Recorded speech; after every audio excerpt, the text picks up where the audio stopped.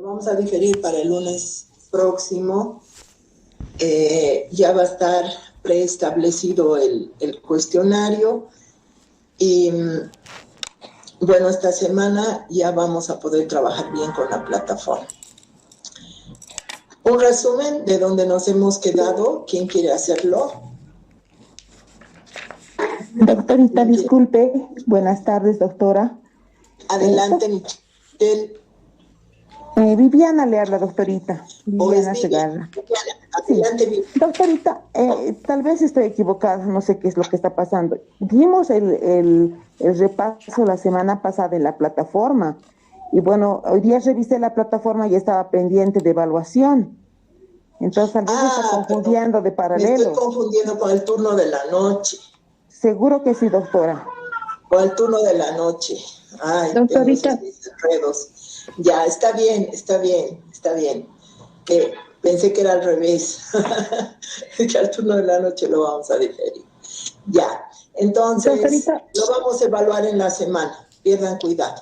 ¿Ya? do- doctorita, Michelle. quizá sí, para aclarar, era el control sobre Engels, ¿no? Sobre la Sí, sí, propiedad sobre el privada, la origen de familia. la familia. Sí, ahora había otro inconveniente de que habían algunos compañeros que recién se habían incorporado entre esos días que dimos el control y ellos querían ver una opción para poder volver a dar ese control.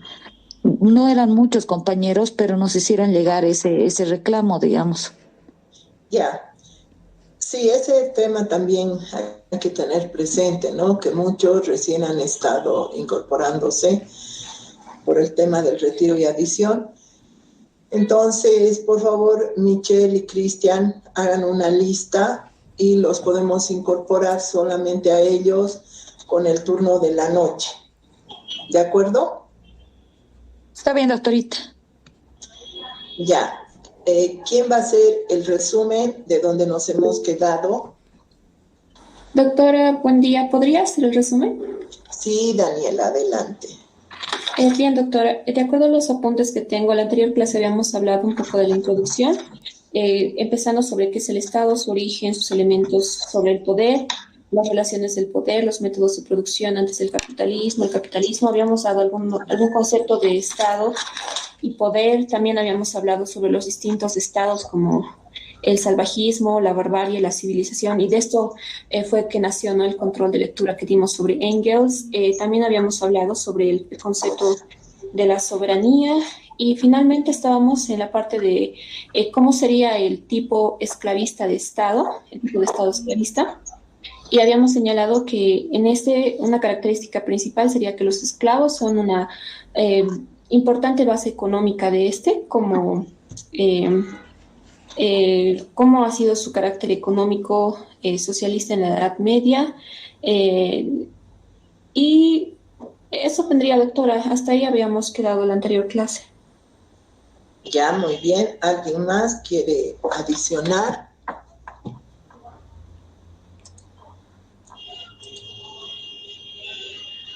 ¿Alguien más? Bueno, entonces, teniendo ya un concepto claro de Estado, hemos hecho un repaso de lo que viene a ser la importancia de los modos de producción y cómo en esas sociedades antiguas se van dando pues las formas de organización, y entre las formas de organización jurídica vamos a encontrar antecedentes de lo que hoy en la modernidad podemos llamar constitución. Entonces vamos a volver a este tema cuando veamos específicamente lo que es la constitución.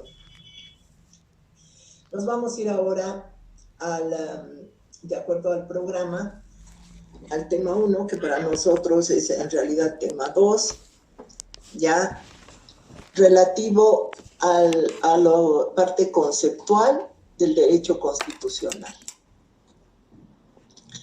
Vamos a compartir pantalla.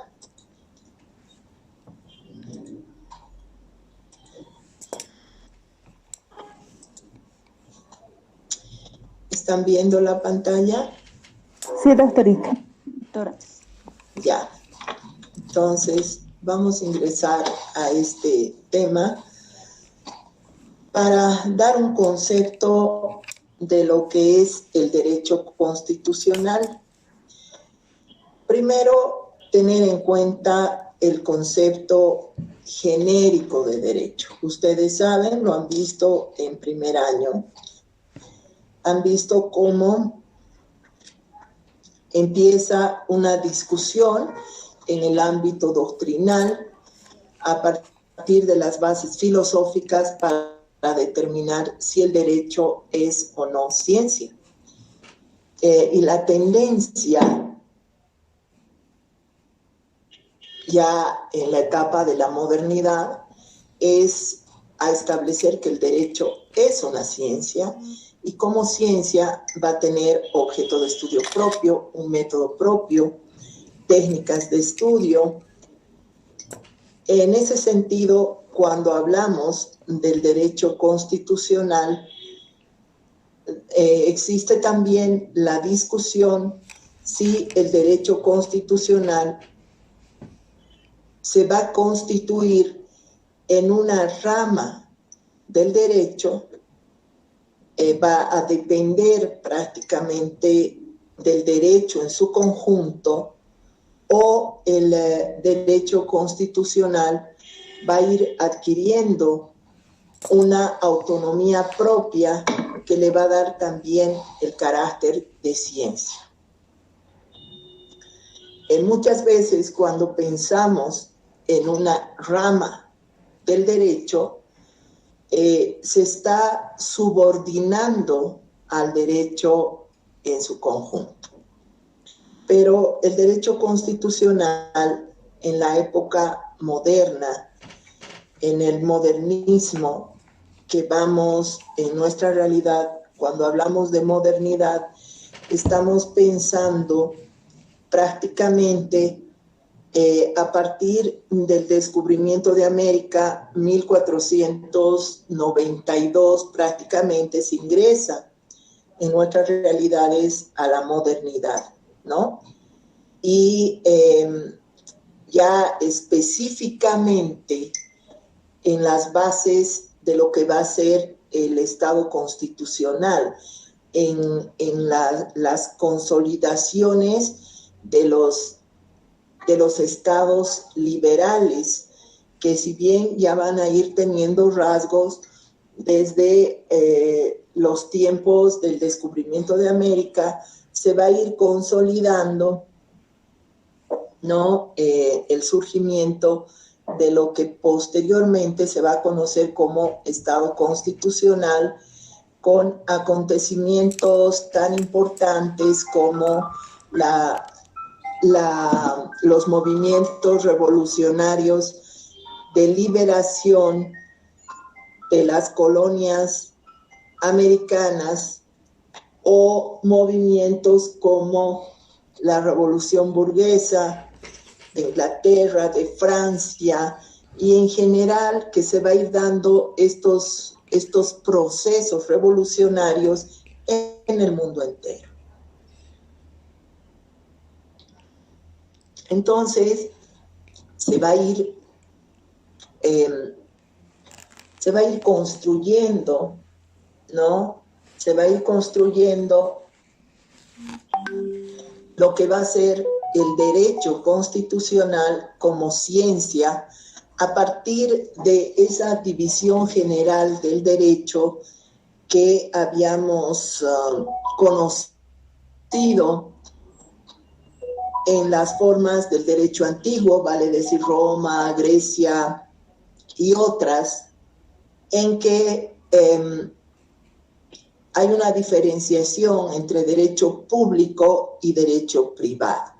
Derecho público a partir de la relación entre el Estado y los particulares o las relaciones entre Estados, y derecho privado a partir de la relación entre privados.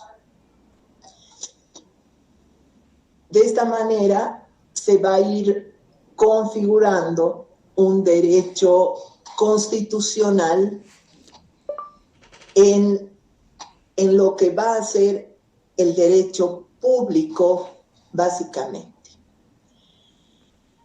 Los estudiosos, los juristas, que acá estamos trayendo algunos conceptos, se refieren al derecho constitucional, Marcel Prelot, como la ciencia de las reglas jurídicas en que se ejerce, se establece y se transmite el poder político. Ahí dice poder político, es poder político.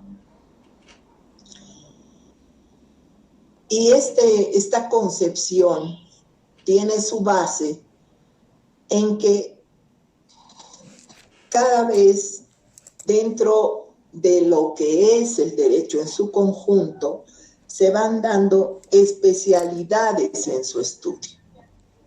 Y precisamente, históricamente, con las bases de lo que va a ser el surgimiento del Estado constitucional, como les decía,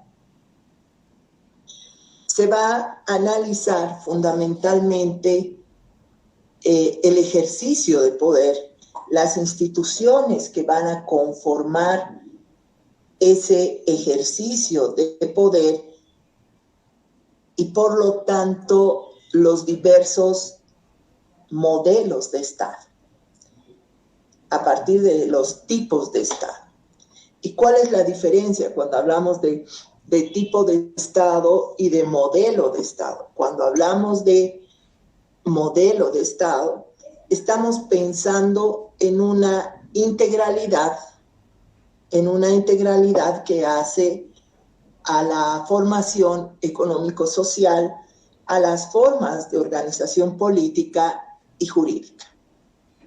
Cuando hablamos de tipo de Estado, generalmente se hace mención a la forma económica social. Gutzewicz se refiere al derecho constitucional como la técnica de la libertad, porque en realidad la historia de los pueblos nos demuestra una afirmación hipotética que tiene su base probatoria, su base fáctica, en la lucha de los pueblos. La lucha de los pueblos por reducir la arbitrariedad de los gobernantes. La lucha de los pueblos por ir estableciendo frenos a ese poder absoluto, como lo fue en la antigüedad. Entonces, Gutzewicz parte de la concepción de que el derecho constitucional estudia los mecanismos de la libertad para lograr la libertad. Mauricio Jauriu, un clásico que lo vamos a ver bastante, dice: su objeto es la técnica de la conciliación de la autoridad y la libertad en el marco de un Estado. Y al hablar de conciliación entre la autoridad y la libertad, está haciendo referencia en buscar un equilibrio entre el ejercicio del poder que van a tener los gobernantes y las libertades de los ciudadanos en el Estado moderno. El buscar un equilibrio entre el ejercicio de esa autoridad y el ejercicio de los derechos de un pueblo. En la concepción de que el Estado es en definitiva, una sociedad que se organiza alrededor de la autoridad, alrededor del ejercicio de poder. Maurice Duverger, que también lo van a ver bastante, en un librito que es sumamente importante que lo empiecen ya a revisar, que es Instituciones Políticas y Derecho Constitucional, dice que el derecho constitucional se aplica a las instituciones políticas, ¿no? Es la parte del derecho, por lo tanto, volvemos a los criterios generales que hemos dado, que estudia la forma en que se va a organizar el poder. Para Kelsen, autor de la teoría pura del Estado y la teoría de la jerarquía normativa, el derecho constitucional va a ser el fundamento de todo el derecho restante. ¿Por qué? Porque básicamente parte de que el objeto de estudio del derecho constitucional va a ser la Constitución, ¿no? Es decir, esa norma hipotética fundamental, que así la va a llamar Kelsen. Lowenstein se va a referir también, al igual que Duverger, a las instituciones políticas. Humberto Enríquez, un peruano, nos dice: el derecho constitucional tiene como objeto estudiar la realidad de cómo se organizan las instituciones políticas, sean estas reconocidas o no. ¿Qué nos está diciendo cuando se refiere a instituciones políticas reconocidas o no? Que puede haber organizaciones políticas y jurídicas de la sociedad que no se encuentren reconocidas en la ley de leyes, en la Constitución. Y precisamente un ejemplo es lo que sucede en nuestra realidad, en la realidad de estados como el peruano, en que se han ido organizando en un reconocimiento en la ley de leyes de ciertas formas e instituciones políticas que han excluido a otras que, más que llamarlas costumbre, debemos decir que son formas propias de organización. Eso es lo que ha ido sucediendo en la realidad de la base de los pueblos indígenas, tanto en el Perú, donde es el autor, como en Bolivia. Bill Campos, un clásico del derecho constitucional, dice: el derecho constitucional estudia todo tipo de órdenes, las expresiones de la autoridad, ¿no? En un sentido axiológico, es decir, de valores existencial y normativo. Cuando se refieren a la finalidad, podemos ver que los diferentes autores están partiendo de una postura ideológica propia o de las circunstancias históricas de ese momento que los lleva a conclusiones. Marcel Prelot, que también lo hemos mencionado, realiza sus estudios alrededor de la década de los años 50. Un momento histórico para el pueblo francés de búsqueda de estabilidad política. Entonces, Prelog dice, el derecho constitucional busca o debe buscar el establecimiento de las instituciones políticas para asegurar el orden social. Y recoge los estudios de los contractualistas, etcétera, entre ellos Luke, que plantea que los hombres van a vivir en guerra de unos contra otros. Y para lograr armonía, lograr paz, ¿se acuerdan que decía el hombre es el lobo del hombre?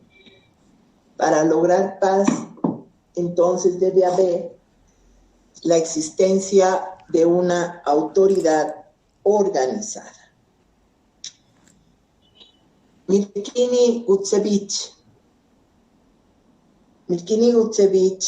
que se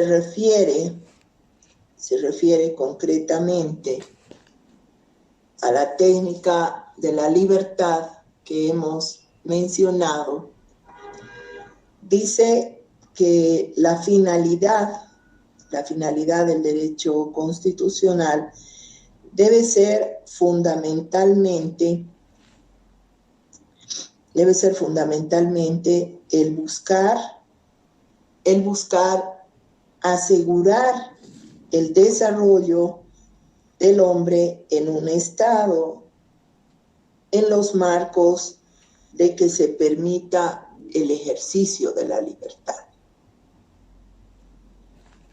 André Hauriu, también un clásico del derecho constitucional que es importante revisarlo, es importante leerlo, manifiesta que su finalidad es crear instituciones que permitan conciliar, armonizar la autoridad con la libertad, que es precisamente el marco constitucional de los estados modernos. Linares Quintana es boliviano. Linares Quintana, dentro de los constitucionalistas bolivianos, también podemos mencionar que es dentro de la doctrina, es un clásico importante de revisar y leer. Él nos dice que el fin del derecho constitucional es que en la práctica se pueda respetar la libertad y la dignidad del hombre. ¿Preguntas hasta aquí?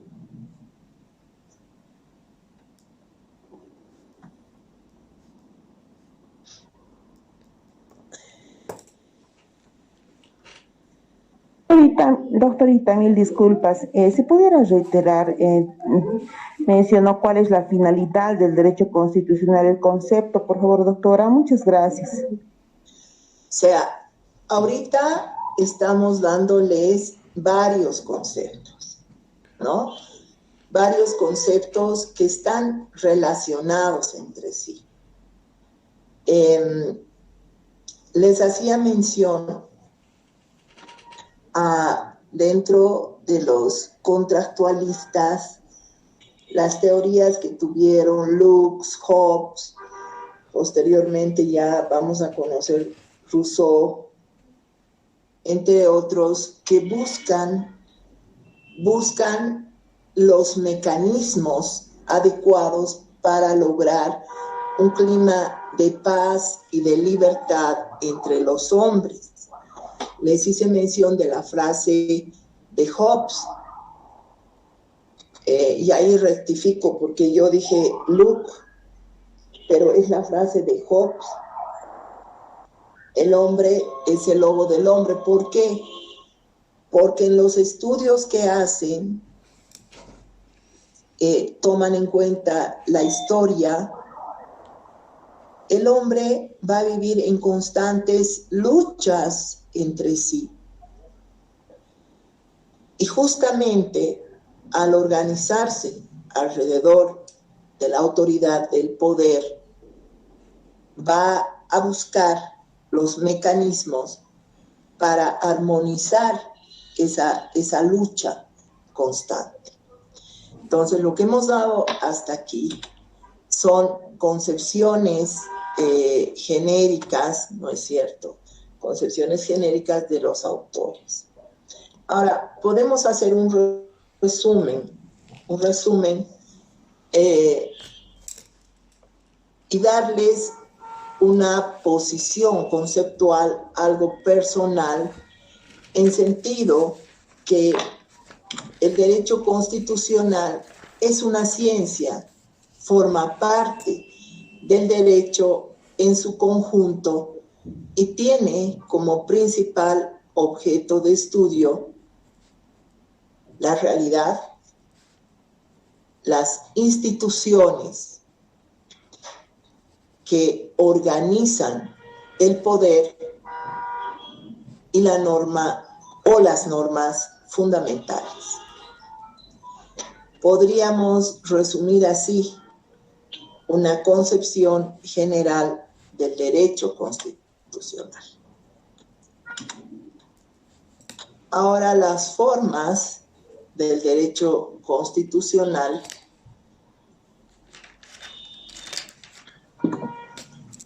he tomado acá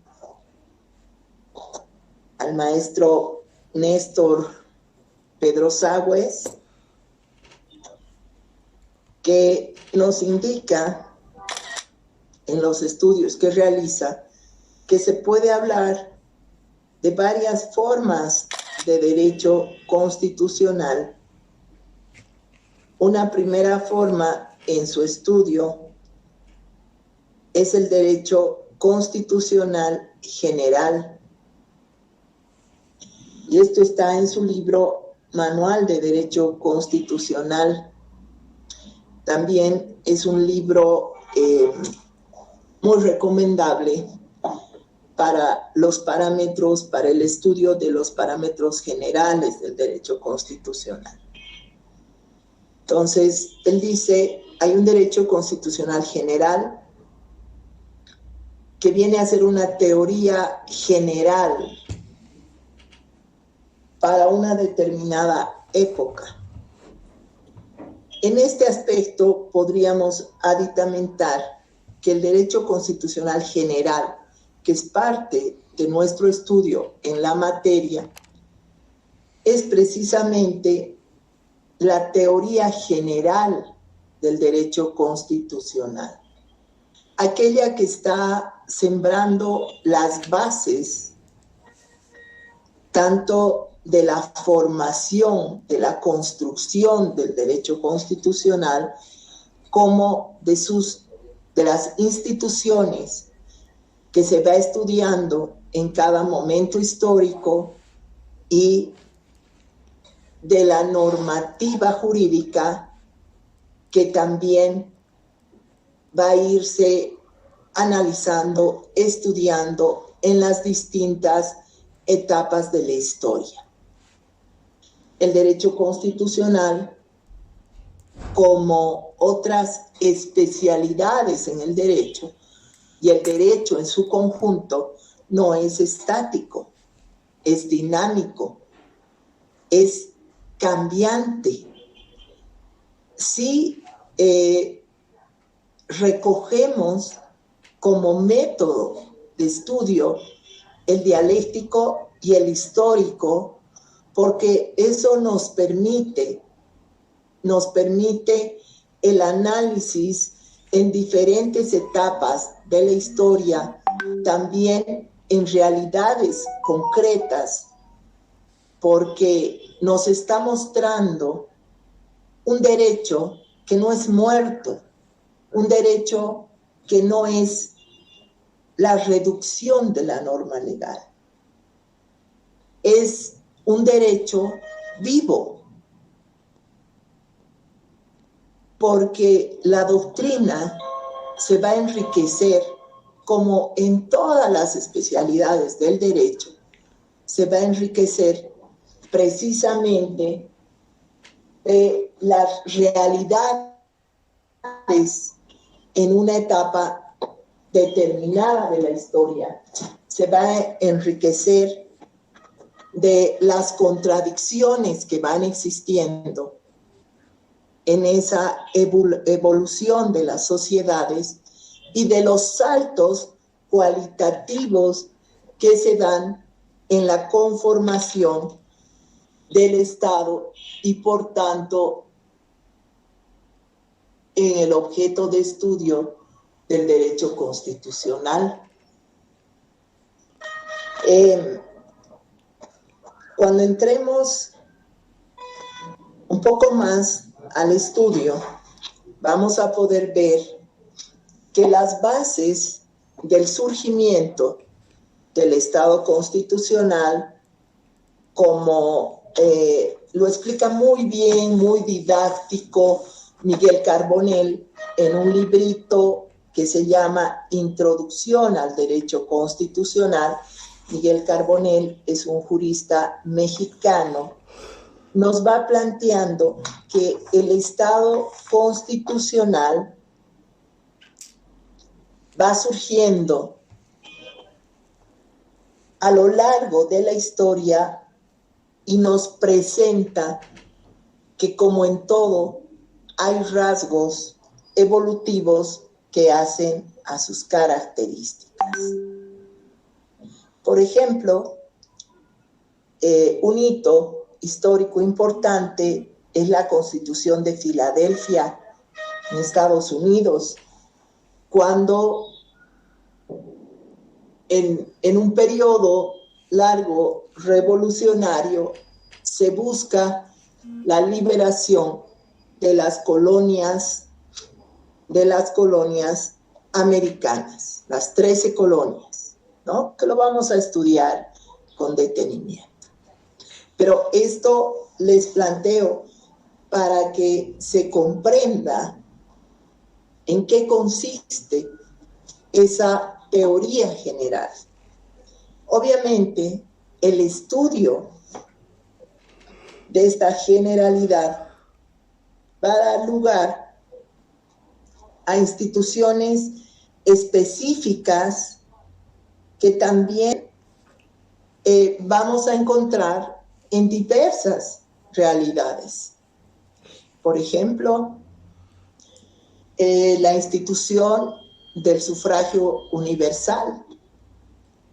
La institución del sufragio universal, que va a ser una institución que podemos estudiarla en la generalidad y la podemos estudiar, o sea, conceptualmente en la generalidad, pero a partir de realidades concretas que se han ido dando en el mundo entero. Por ejemplo, cuando entremos a esa forma del derecho constitucional particular, a nosotros nos interesa el estudio de Bolivia y vamos a analizar el sufragio universal en esa forma de derecho constitucional general, pero también en el derecho constitucional particular. Cuando Bolivia va a conocer la institución del sufragio universal, ¿cuáles van a ser las características económicas, sociales, políticas que van a dar lugar a que se ponga en vigencia y se apruebe la existencia del sufragio universal? Agüita, por favor. Entonces, ese es el estudio de derecho constitucional particular. Es esa forma. El derecho constitucional comparado forma parte de toda esa ciencia del derecho comparado en sus diversas especialidades. Eso nos permite, como su nombre lo dice, el estudio comparativo de las instituciones, de las normas jurídicas que hacen al derecho constitucional de dos realidades distintas. Por ejemplo, vamos a realizar, y también lo vamos a ver dentro de la materia, vamos a realizar un estudio comparado de las características que hacen a la conformación de los órganos de gobierno entre la Constitución de Colombia, del Ecuador y de Bolivia. ¿Qué estamos haciendo? Estamos ingresando a la forma de derecho constitucional comparado. Luego, otra forma importante es el derecho constitucional internacional, que se refiere a la constitucionalización de los órganos de integración, nos dice Néstor Pedro Sagües. Y ahí yo le agregaría un componente más, que es el estudio de las normas internacionales que conforman una parte importante del derecho constitucional, que viene a ser el derecho de las libertades.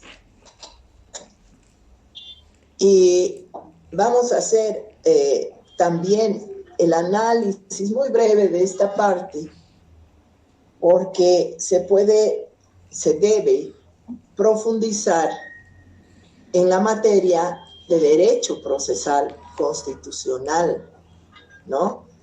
Porque también el derecho procesal constitucional se ha ido independizando del derecho constitucional,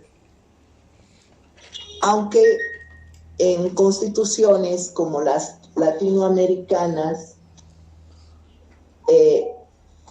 ingresamos al estudio de algunas instituciones que permiten el ejercicio de los derechos fundamentales, de las libertades, como diría Jauriu, y que hoy en día no solamente se puede hablar de libertades, sino de una gama extensa de derechos que ya no solo hacen a la libertad del individuo como tal, sino a la libertad de grupos societarios y pueblos.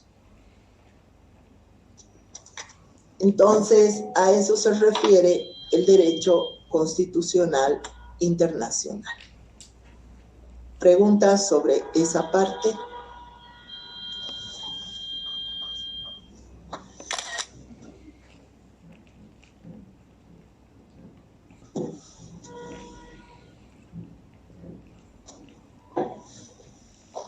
¿Preguntas sobre esa parte? Doctora, ¿le puedo hacer una pregunta sobre otra parte que no va específicamente en lo que he explicado, por favor? Doctora, una pregunta, tenía una duda más que todo. El derecho constitucional no es estático, o sea, en sí es dinámico con la corriente historicista, porque en el tiempo y en el espacio va a sufrir transformaciones. Doctora, ¿qué transformaciones sufre? En esa parte me he perdido. Ya. Por favor, si me aclara, gracias de antemano. Claro que sí.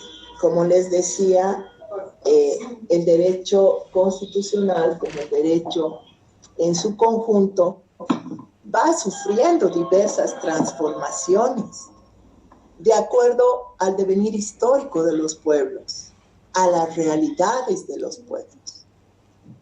Porque no podemos pensar en un derecho o específicamente en un derecho constitucional alejado de la realidad, de la vida misma.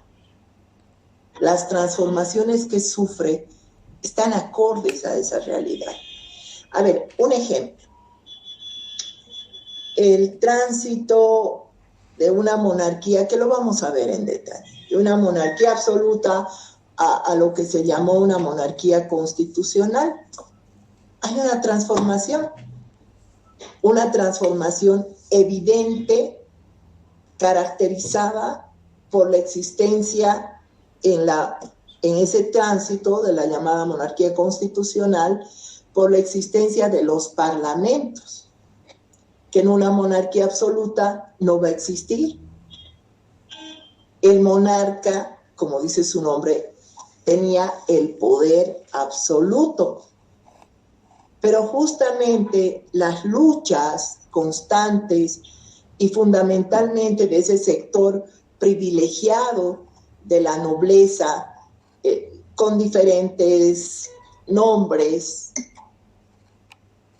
hace que haya una apertura en la representación y existan los parlamentos.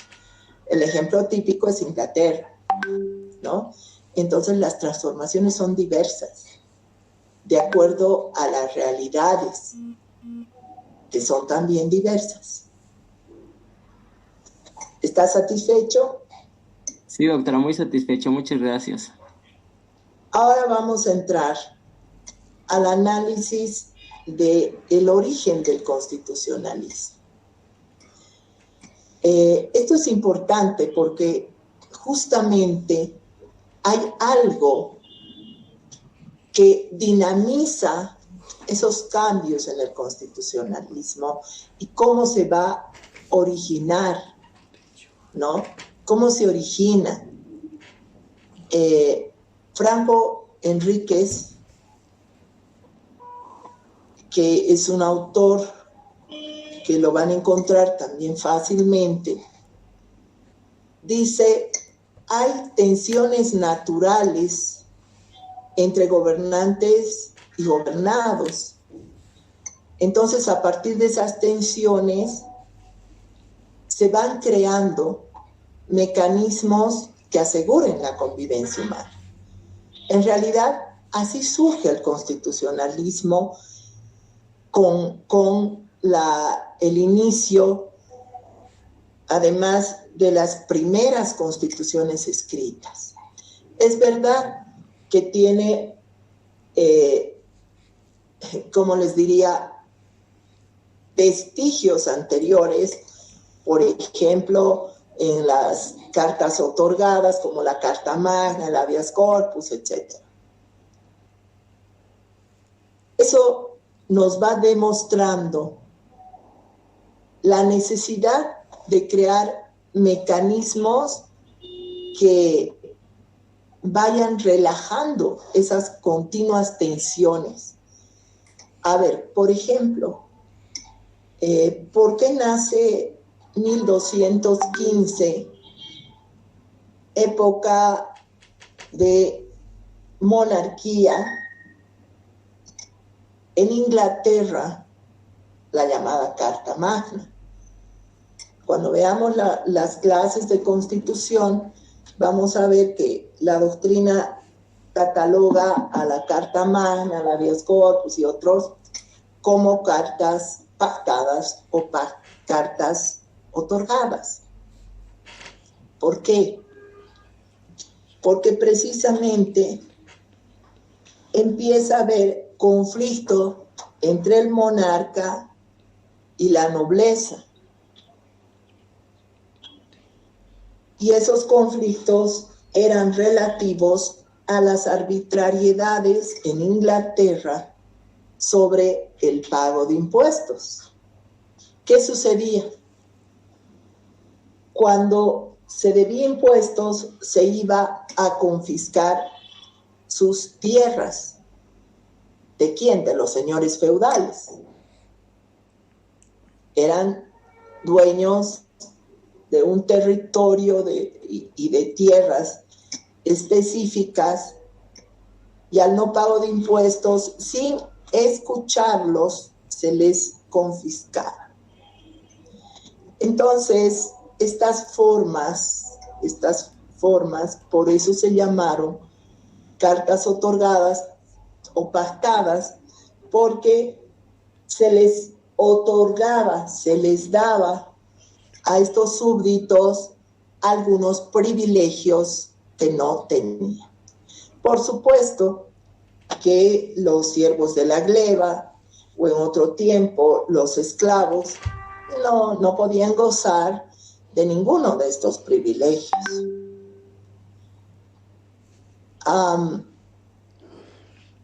Entonces, podemos concluir diciendo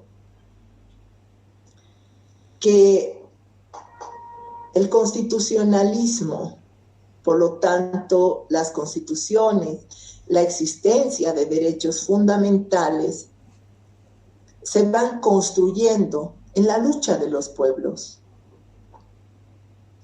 Y con ello se va dando una evolución del pensamiento jurídico y social.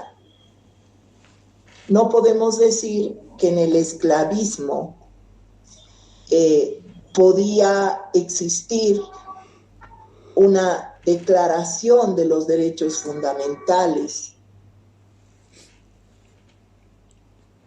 porque eso se va construyendo a través también del aporte de los doctrinarios, de los filósofos que analizan la propia existencia del hombre desde el tiempo de la antigüedad.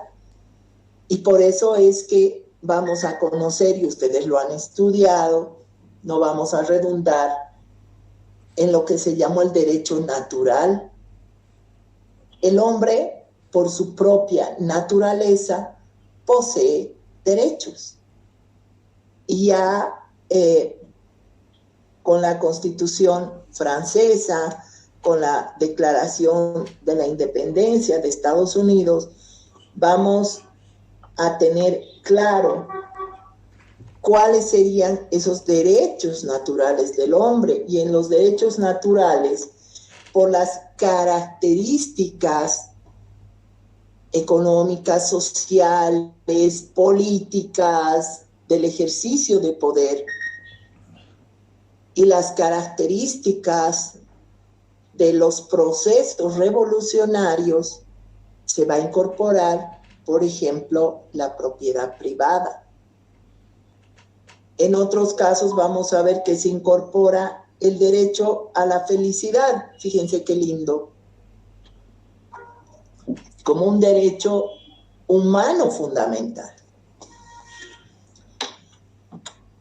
Entonces, así se va a ir configurando el constitucionalismo.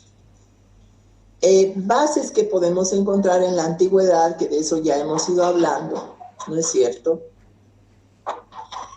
Podemos encontrar, obviamente, en estos estudios característicos de Grecia, de Roma, en que se van diseñando algunas bases importantes, ¿no?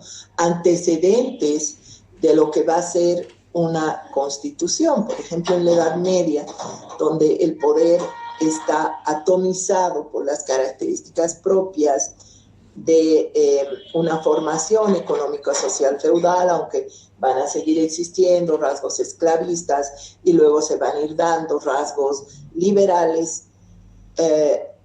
Es, como les iba diciendo, una historia de pactos entre los estamentos y el monarca, ¿no? El poder otorgar privilegios.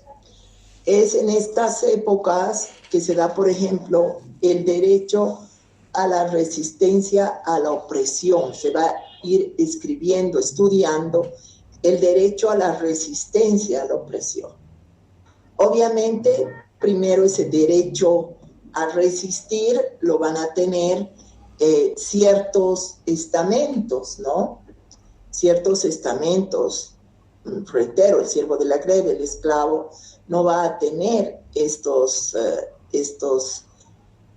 derecho a resistir una opresión, que es un derecho que hasta ahora subsiste, y subsiste modernamente como el nombre del derecho a la rebelión. Inclusive en la Asamblea Constituyente, alguien expresó su opinión de que se incorporara el derecho a la rebelión. Bueno, es un derecho sumamente discutido. Cuando veamos la parte que nos corresponde, vamos a analizar. Otro ejemplo son los juicios de manifestación en el Reino de Aragón, en España, que igual se constituyen en cartas otorgadas. Hasta aquí, preguntas. Bueno, teniendo en cuenta los orígenes del constitucionalismo,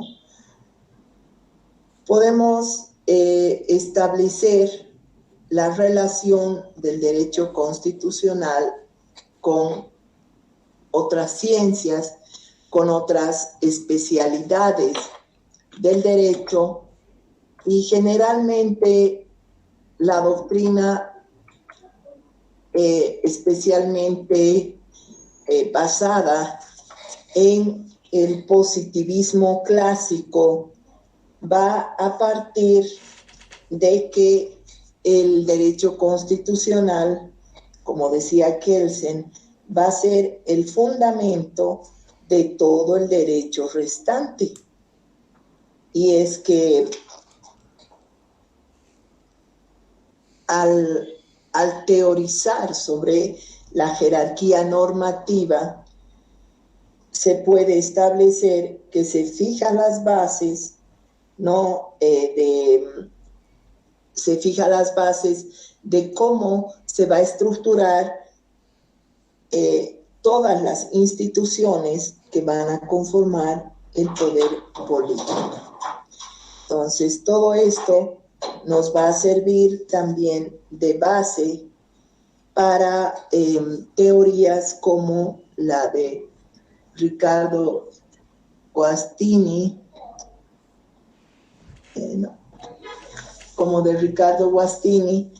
cuando nos habla de la teoría de la constitucionalidad del ordenamiento jurídico en su conjunto, ¿no? Entonces, Guastini, que es del positivismo, nos dice esta teoría que está relacionada a que todo el ordenamiento jurídico estaría impregnado de normas constitucionales.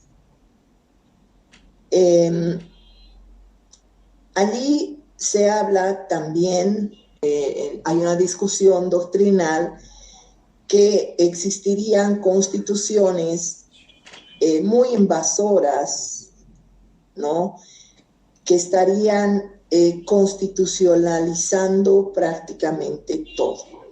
La tendencia en Latinoamérica no deja de ser una tendencia de constitucionalizar el ordenamiento jurídico. Si revisamos nuestra propia realidad, por ejemplo, vamos a ver cómo siempre está presente la Constitución en el desarrollo normativo. Ahora, esto es también importante cuando se discute la fuerza vinculante de la Constitución, que eso lo vamos a ver en el tema que precisamente a continuación vamos a seguir. La otra parte importante que hay que tener en cuenta en estas transformaciones históricas es cómo se originan los llamados derechos humanos, que la doctrina lo va a llamar posteriormente derechos fundamentales.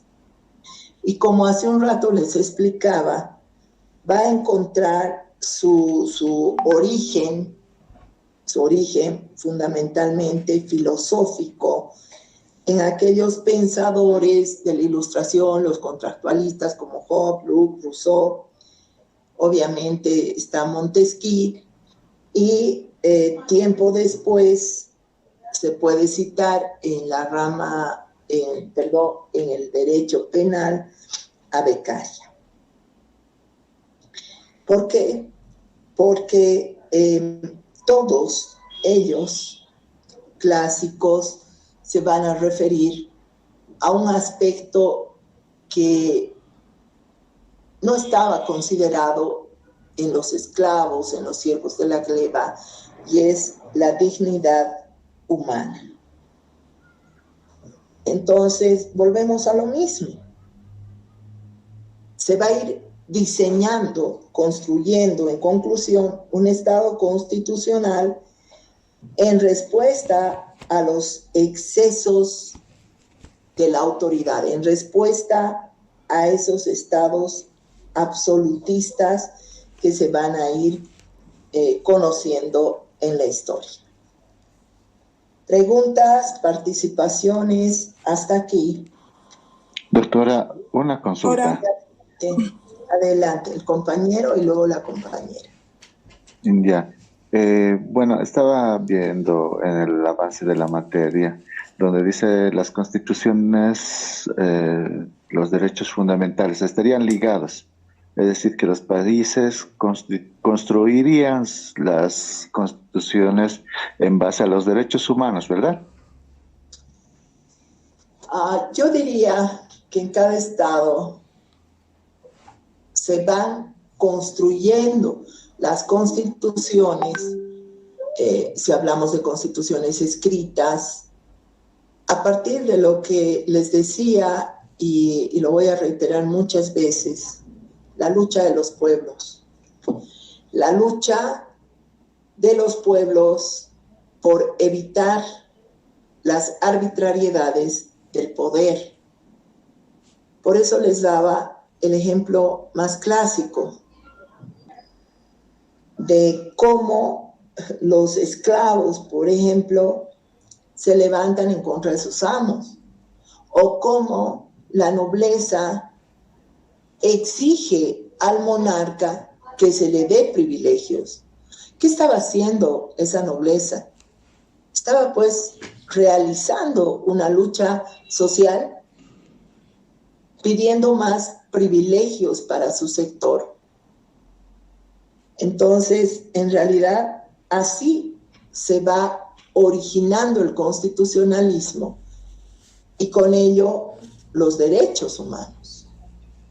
El poner coto a las arbitrariedades del poder. Lo que vamos a conocer como modernamente la teoría de los pesos y contrapesos. El poner un contrapeso a ese poder absoluto. ¿Alguien más? Sí, doctora. Buenos días. Le habla Linda. Doctora, yo quería hacer no sé si es un aporte, pero bueno, en el concepto, la dignidad, yo creo que el derecho constitucional parte respaldando la dignidad del ser humano, ¿no? Siendo que la dignidad es la categoría muy objetiva de un ser humano, que reclama muchas veces entre sí, también solicita estima, custodia, la realización en sí de esa persona, y esta aspira, digamos, a una plasmación de sus propósitos y anhelos más íntimos. Y esta parte que es la dignidad del ser humano es la que podría haber dado origen al derecho constitucional, doctorita. En realidad, las libertades. el derecho a las libertades. ¿Por qué? Porque debemos recordar que los esclavos eran considerados objetos, no tenían ningún tipo de libertad. Por supuesto que no se podía hablar de dignidad humana, ¿no? Porque eran considerados cosa. Los siervos de la gleba eran vistos adscritos a la tierra, o sea que también podían ser transferidos junto con la tierra. Entonces, de dignidad humana no se podía hablar, menos de libertad. Y el concepto de dignidad humana está íntimamente ligado al de libertad. Entonces, viene a ser un todo que da nacimiento precisamente al derecho constitucional y que lo va dibujando, si quieren ustedes, en su autonomía. Y por eso es hermoso el derecho constitucional, ¿no? No porque sea la materia que me apasiona, sino, digo, es hermoso porque nos permite, quizás más que en otras ramas del derecho, nos permite poder analizar, estudiar y ver cómo todos aquellos derechos que están en un texto jurídico llamado Constitución, o que puedan estar en leyes específicas, muchas veces son producto de las luchas sociales que le arrancan esos derechos al poder. Cuando pongo el ejemplo, y lo reitero, de las cartas acordadas, de las cartas pactadas, es pues una lucha de esa nobleza que exigía tener algún derecho. Y es en aquellos años, por ejemplo, con el habeas corpus, que se exige la presentación del cuerpo, porque eran juzgados y sentenciados sin que puedan presentarse. El derecho a ser oído, por ejemplo, va naciendo en esos reclamos, en esos momentos, en momentos de la historia de cada pueblo en concreto, que va manifestando tensiones con el poder. Esas tensiones permiten saltos cualitativos y, por lo tanto, el ejercicio de ciertos derechos. Cuando veamos Bolivia, vamos a ver cómo en 1938 vamos a tener un texto constitucional ya configurando las bases de un Estado social de derecho, es decir, configurando las bases en que se incluían derecho al trabajo, derecho a la organización en sindicatos, a tener esa libertad de organizar en sindicatos, por ejemplo. Sin embargo, de 1938 a prácticamente 1952 y en algunos casos 56, ese texto constitucional no se va a ejecutar. Y es importante preguntarnos, ¿por qué no se ejecutaba? Y seguramente nos vamos a dar muchas respuestas. Pero personalmente, en las investigaciones que he realizado, producto de eso es el libro que tengo, Constitucionalismo Comunitario, y que ha sido también gran parte las investigaciones que he hecho para mi tesis de pregrado de la licenciatura en Derecho, que me ha llevado a realizar una afirmación Y esa afirmación es que el ejercicio de poder en aquellos momentos excluía de el poner en práctica esos derechos. Pero en su contradicción ha dado lugar, por ejemplo, a la organización en sindicatos, eso es la Federación de Trabajadores Mineros, que han marcado un hito importante para el proceso revolucionario del 52. Entonces, ha tenido que emerger un proceso revolucionario de esas características para que se pueda ejecutar esa Constitución, que ya tenía una búsqueda de un fin y también tenía la introducción de una visión ideológica política también clara y establecida. ¿Está comprendido? Sí, doctor. Bueno. Entonces, sí, doctora, gracias. Si no hay más preguntas, nos vamos a ver el día jueves. Ojalá que para el jueves ya podamos tener la plataforma, cosa que esté ya muy claras las lecturas en cada tema y puedan ir leyendo y podamos interactuar, ¿ya? Para que yo no sea el Lord parlante nomás, para que podamos ir interactuando. Nos vemos el día jueves, que tengan una buena tarde y gracias a sus representantes y a todos ustedes. Un abrazo. Gracias. Lo vamos a diferir para el lunes próximo. Ya va a estar preestablecido el cuestionario y bueno, esta semana ya vamos a poder trabajar bien con la plataforma.